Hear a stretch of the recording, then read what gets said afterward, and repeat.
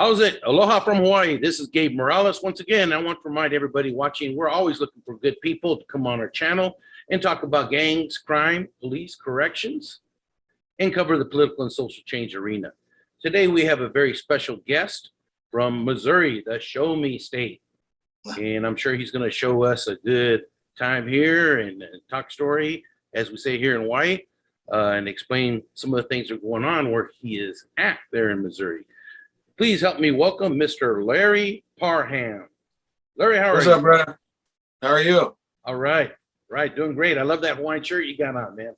That's, man, that's the closest to Hawaii right here on the beach with me. Get. Yeah. Yeah, right. Okay, so Larry, can you tell us, please, where were you born and where did you grow up? I was born in Harvey, Illinois. Harvey was just maybe 25 miles south of Chicago. And then I moved from Harvey to Calumet City, kind of the same area, just south of Chicago, not too far. And then up until about when I graduated junior high, then we moved up to Rockton, Illinois, just south or just north of Rockford, Illinois, right on the border of Illinois and Wisconsin. So I moved around quite a bit growing up. Then let's see, after high school, went to Cleveland, Ohio for about a year. Then I moved here to Sedalia, Missouri in '93. I was going to stay for about 6 months, work for a little bit, and then go back to Illinois. But wound up meeting my wife here, and next thing you know, damn near 30 years later, I'm still here. Right. Okay. I was just about to ask you, how did you end up there? But that you just answered that. You met your wife in. Well, my grandfather moved here first. Okay. All right. Very well. And so then growing up there outside of Chicago, did you ever encounter any gang members while growing up? Yeah, but not really thinking about it at the time. You didn't really, those are just the people you saw around. Gotcha. You didn't think about it. So you weren't involved in the lifestyle, but you did see.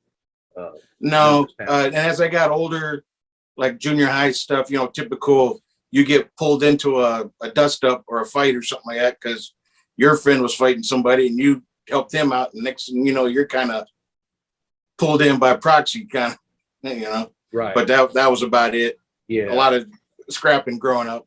Yeah, there you go. Back in the day, man, it was, typical, to put them up, mano a mano, one-on-one, if you had an individual beef, but it was more based on neighborhoods or high schools, that kind of thing. Yeah, exactly. Than organized gangs. Gotcha. And so what then made you decide to get into law enforcement? Well, it was kind of by accident. I was delivering furniture at a furniture store here in Sedalia. Like I said, got married, had 2 kids, lugging furniture around. I was like, man, this furniture stuff, man, this hard work, man. And I need to find something with some benefits to take care of these kids. Then a friend of my wife's got hired with the Missouri Department of Corrections. And I was like, never thought about it, but I figured like I'll give it a shot and got hired with Missouri Department of Corrections. And while I was in the academy for Department of Corrections, I ran into an instructor that was a cop back in Rockford, Illinois, that he wound up knowing my uncle, who was also a cop, a retired cop now in Rockford. So we talked a lot, and I worked from '98 to 2001 for Department of Corrections. And then I ran into him again just on the road. He was back copping here in Sedalia. He's like, what are you doing? He's like, well, I'm back over here working, and I'm going to have a PR-24 class. You interested? Come on out. So I went to his PR-24 class, his expandable baton class, defensive tactics. So I was like, man, you come to more of my classes than the guys who work at the police department. You ought to go ahead and just be a cop. I was like, nah, I don't want to be no cop, bro. I never thought about it. And he kept hounding me about it. And I went ahead and applied, and coming up on 20 years later, I'm still here. Wow. Okay. Yeah. Quite an adventure, I'm sure. So for our viewers, Larry, can you tell us where your town is exactly located? I know Missouri is a big state. I've been to Kansas City, but okay, well, where on the map would that be where you're at? Today is an hour east of Kansas City. They have the Missouri State Fair here.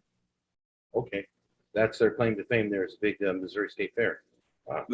So is it a rural, more of a rural or is it urban? It's more, well, it's kind of right in the middle.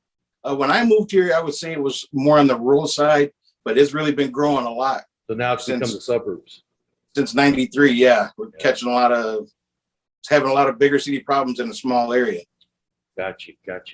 So Larry, we asked some tough questions here on our show. I'm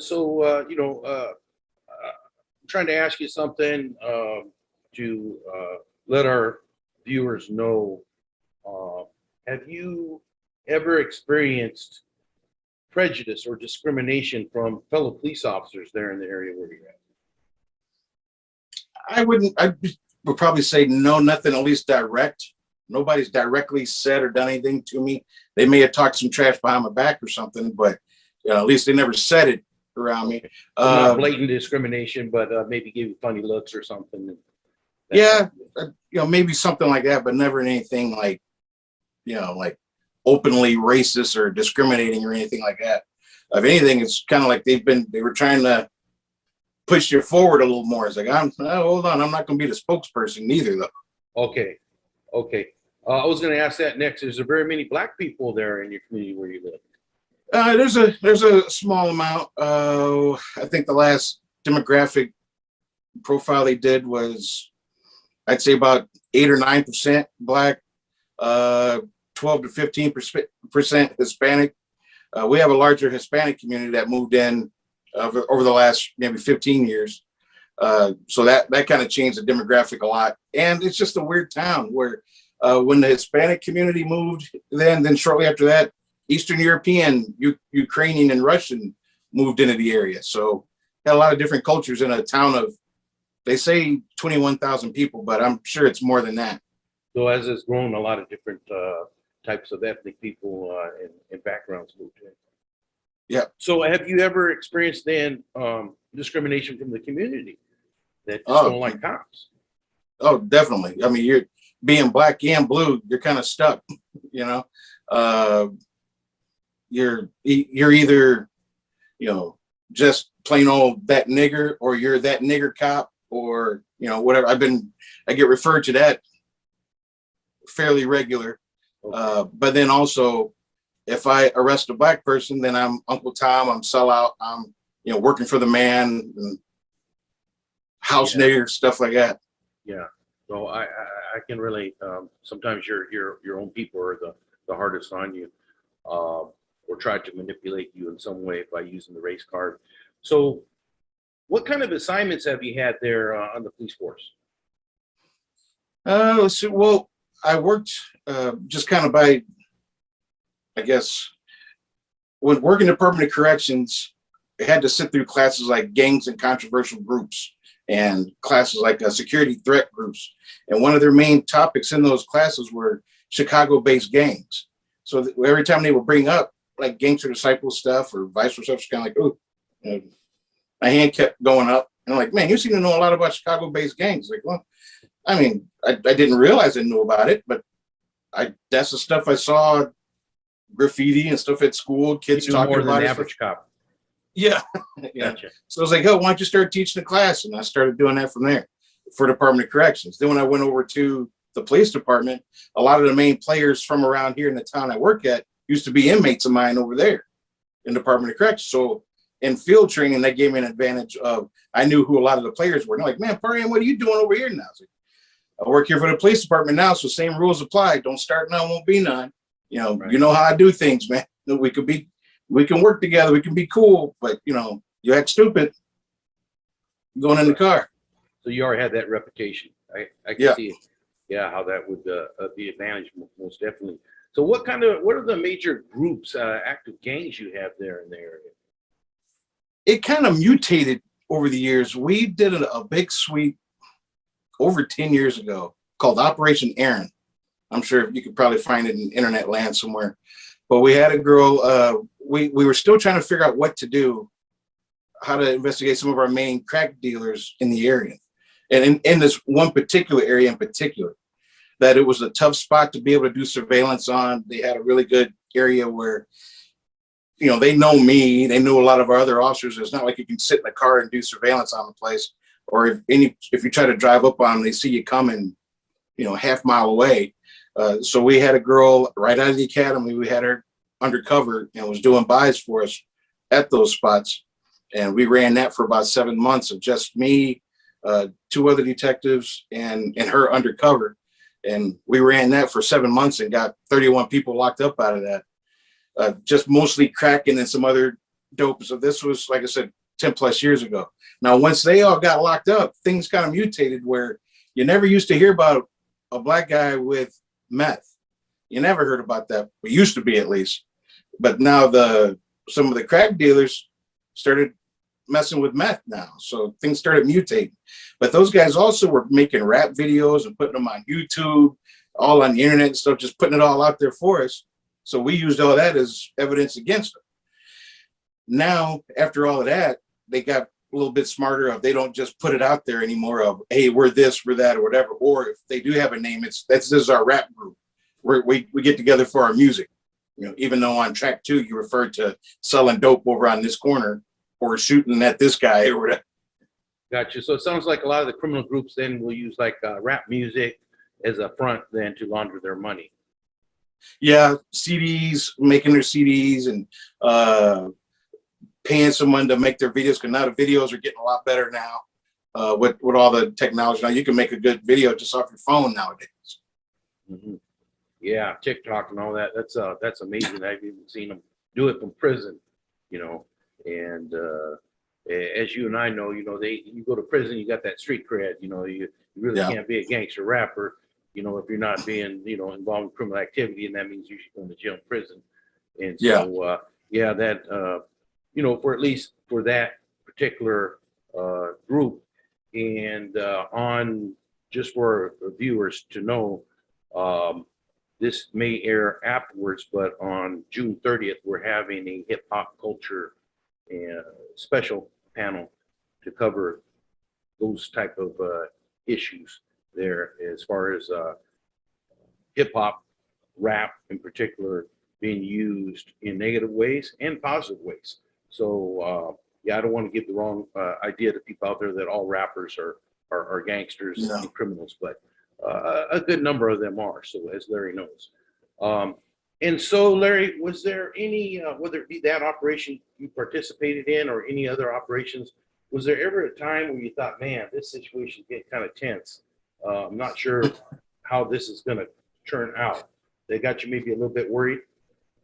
Yeah, we didn't do a regular, well, we didn't really have like, that's the problems of being a smaller department. You didn't have the manpower or the equipment to do a lot of things the way it should have been done.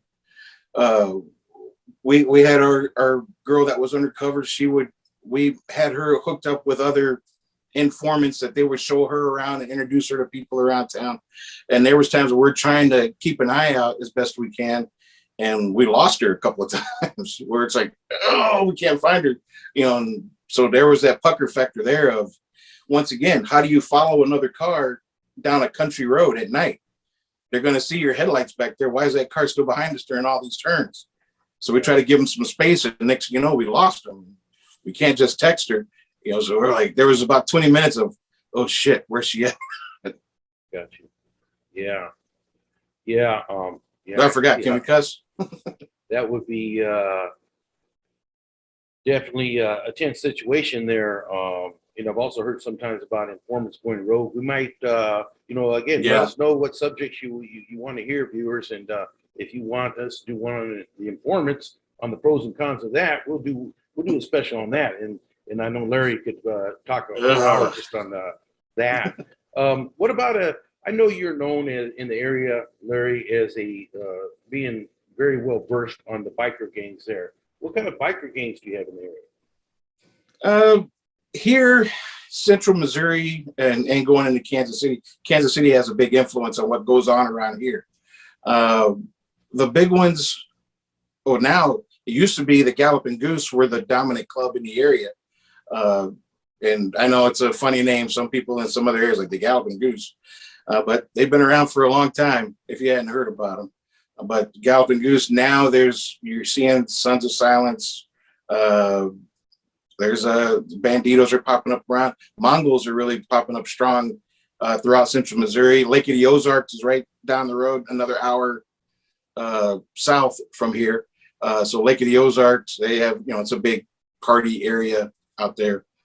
Not like Ozark, the TV show, but it's a big party area down there, Party Cove and those spots. So you see a lot of bikers and they do a lot of big motorcycle rallies down there. Hell's Angels will do a big motorcycle rally at like the Ozarks. So you see a lot of them driving through.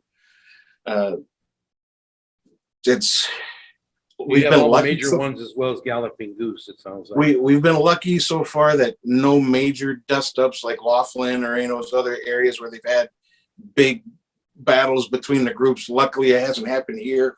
The ones that are in the area that have a little clubhouse or something, we know them and they know us. So it's kind of like, like I said before, don't start none, won't be none. Right. So that's good then. No major incidents, but you have had some passing through and some activity then. Yeah, and a lot of times it's, the local tough guy want to be a tough guy to the biker guy, or that tough guy's girlfriend is now on that biker guy's bike, and feelings get hurt. Gotcha. So tell us a little bit. I know you're involved in the Midwest Gang Investigators Association Missouri chapter, and you also were involved with a company called Gangs and Ribs. Can you tell us a little bit about those two situations?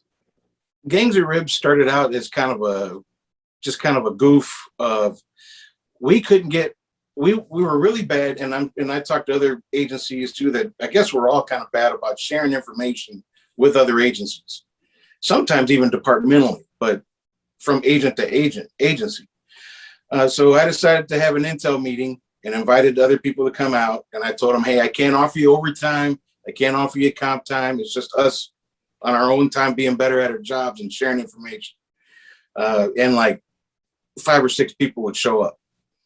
Then we did it another time where it happened to be a Tuesday night where a handful of us showed up, and we went over to Rib Crib, and it happened to be a Tuesday night, and it was like all you could eat ribs. So we went over there and wrecked the place, had a good time, ate a bunch of ribs. So, that was fun. Next time we have a meeting like that, we're going to tell everybody we're going to go to Rib Crib afterwards and go eat. And when I posted that we're going to go eat afterwards, 25, 30 people show up. I bet. Yeah. Who doesn't like ribs? So it was like, hey, we got something here. So it kind of just grew from there. And then that just kind of became our way of having intel meetings, get informally, getting people to bring down their walls and share information. You don't have to be God is God. I don't care who gets the bad guy, just somebody get him. So if my information helps you to get that guy locked up, I'm cool with it. I don't care, about hey, you got to mention me in the newspaper that I helped you out or something. Just go get them. So we get people to loosen up that way, and especially if you're sitting around eating barbecue here in Kansas City, in the Kansas City area, that's our thing. Barbecue's gospel around here. So, you eating barbecue and have a beer and loosen up and share information with each other. And next thing you know, now it's easier to call, especially a smaller department, to call another department. You don't want to call that department cold. Hey, can you have somebody go look for this guy I'm looking for? It's nice to be able to, hey, I know a guy. I can call him at that department. Hey, can you look up this guy? He just ran from me here. I know he's going to his sister's house in the next town over. Can you go check that out? Next thing you know, 20 minutes later, hey, I got your boy. I found him in the front yard of his sister's house. There you go. So that worked out for us pretty good and just grew from there. Now, years later, when I became the vice president of our Midwest Gang Investigators Association, the Missouri chapter, it was kind of like a patched over kind of deal. Yeah. I took I wasn't doing the Gangs of Ribs thing so much, but just using that towards the Midwest Gang Investigators Association of same thing. We just still use that of if we get together for an intel meeting, bet we're going to go out and eat somewhere afterwards. We're going to have a good time. Gotcha. But now under the Midwest Gang Investigators Association. Yes. Got you. Well, that's great. It sounds like it's working out good for you guys there. So I got a few more questions for you, Larry, before we end our show here today. If you were a teen, whether it be in, south side of Chicago, whether it be there in Missouri or anywhere where gangs exist today, and gangs were pressuring that young teen, let's say the teen's 14, 15 years old, a youngster, what kind of advice would you have for that young man or young lady to avoid getting involved in the gang lifestyle? Usually I seem like I get more of I make more of an impact when I use dollars and cents. Let's talk money. When some of these so-called ballers out in the street are talking, man, I'm balling. You know, you guys just hating on because I'm balling. Okay, let's say you got 10 grand. That is your whole net worth is 10 grand. You don't own nothing. You know, you don't have any property. You don't have any kind of credit score or nothing. That's it. You know, at least look at it that way of, even if you don't want to stay in school, I think they really push going to college too hard. You don't have to go to college. That trade school over there, you go become a welder, you're gonna be making some money. Right. A welder makes good money, a good living for the rest of his life, and wherever you go, right, you can be a welder. Right. You know? Or some other trade. Plumbers, or any of those trades.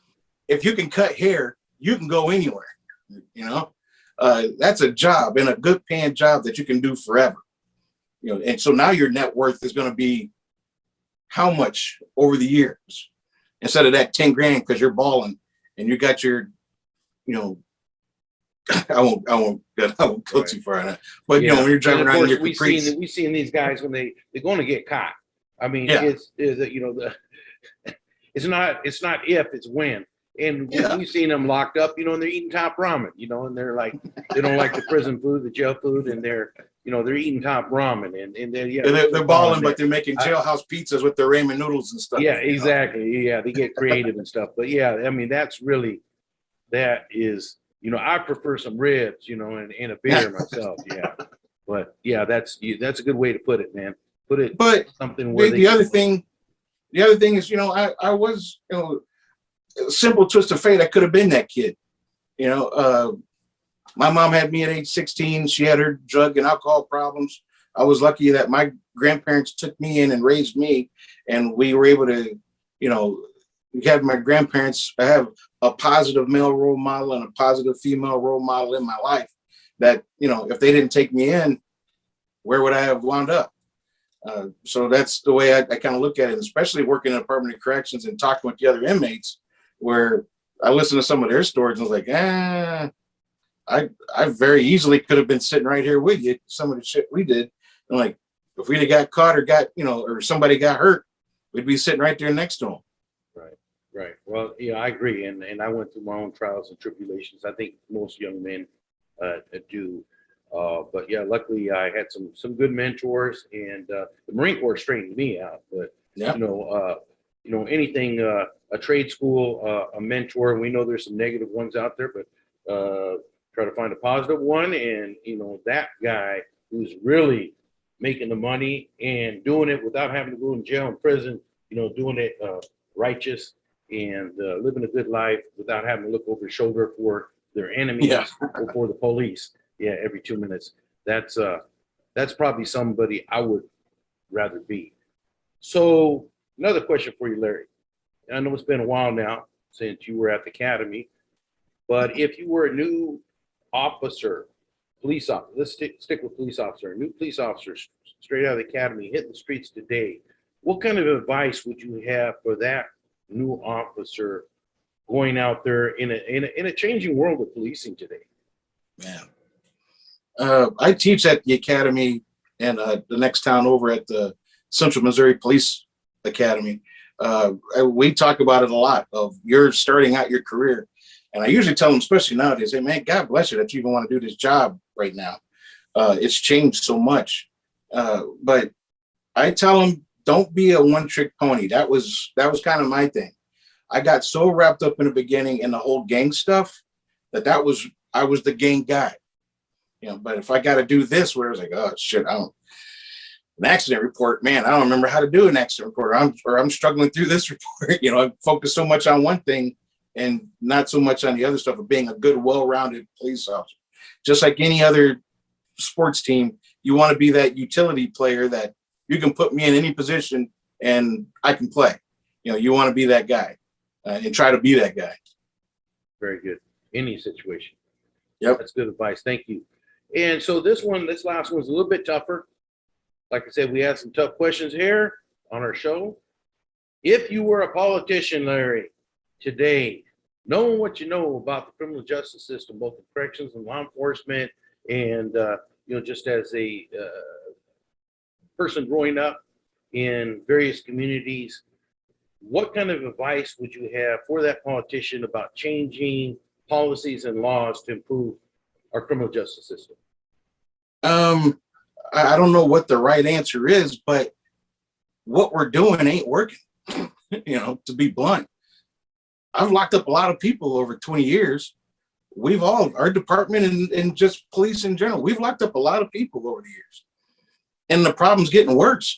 So we can't arrest the problem away. We got to start figuring something out of some kind of alternative things of what else can we try.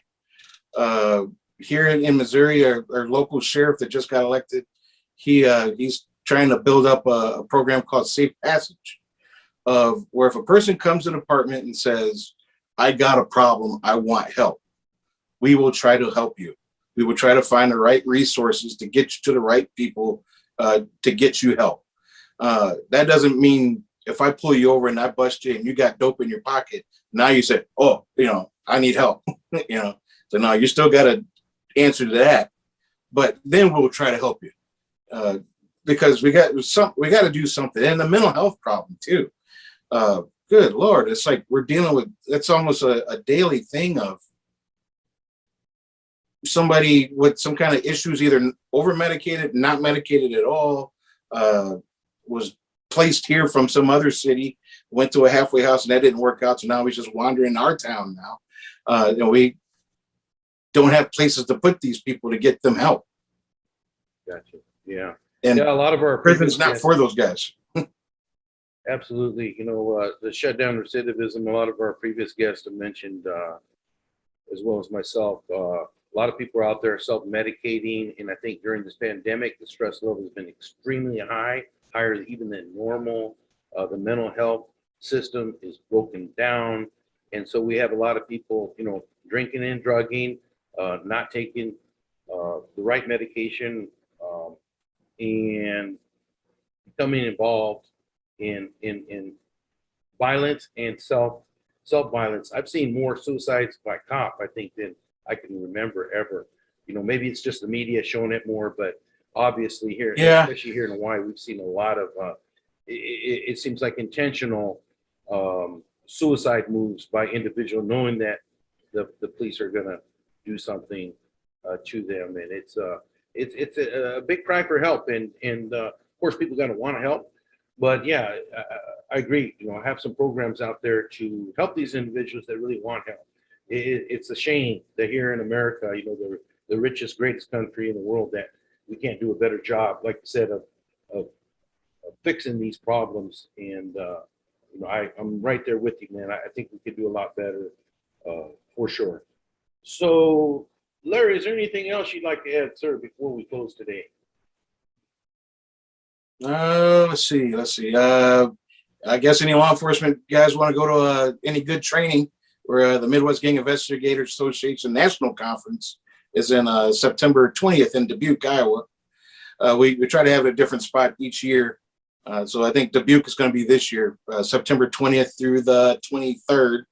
Also, I think it's mgia.org, the Midwest Gang Investigators Association. Check that out. I'm always available. Any law enforcement, anybody. And when I say law enforcement in particular, my Department of Corrections brothers and sisters out there, you are law enforcement. Our dispatchers, you are a first responder. They get left out of a lot of stuff. First responder means first responders, police, fire. Even our hose draggers, we tease them and we give them a hard time and everything, but we still love them, and we're all on the same team. We all got to work together because we need that more. We need, especially us smaller agencies, we need to pool as many of our resources together as possible. Our department is 44 or 45 sworn, the whole department. That's a unit in some other city, so we have 4 or 5 guys working on the road during a shift. During the day, our population swells up during the day to somewhere around 50,000. So us four handling that with two major highways going through the area, we're going to miss a lot of stuff. So we need as much help as possible from the community and from other surrounding agencies. Well, there you have it, ladies and gentlemen. Larry Parham, we're all on the same team here, public safety workers. And yes, I agree. Shout out to the Midwest Gang Investigators Association, brothers and sisters. I know a lot of you, and you're doing some good work. And I hope to see you all soon, Larry. If you're ever out here in Hawaii, they have lifted a lot of the restrictions. I will definitely give you the local boy tour. You got the shirt on already, man. There you go, bro. And I will show you around, okay? We'll get some fried Spam sandwiches and stuff out of that. And there you go. All right, my brother. Well, take care. All right. All right, bro. You take it easy. Good talking to you. God bless.